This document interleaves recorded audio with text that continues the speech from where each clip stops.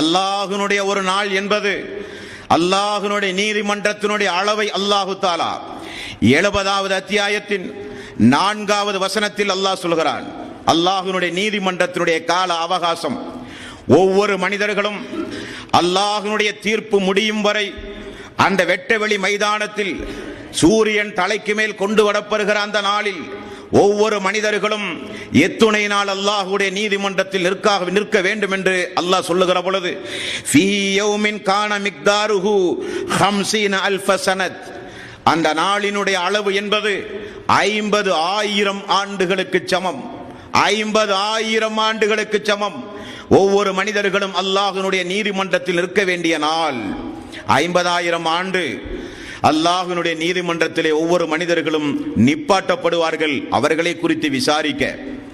எப்படிப்பட்ட விசாரணை? ஒவ்வொரு மனிதர்களிடத்திலும் அல்லாஹு தஆலா பேசுவான் என்று ரசூலுல்லாஹி ஸல்லல்லாஹு அலைஹி வஸல்லம் அவர்கள் கூறினார்கள்.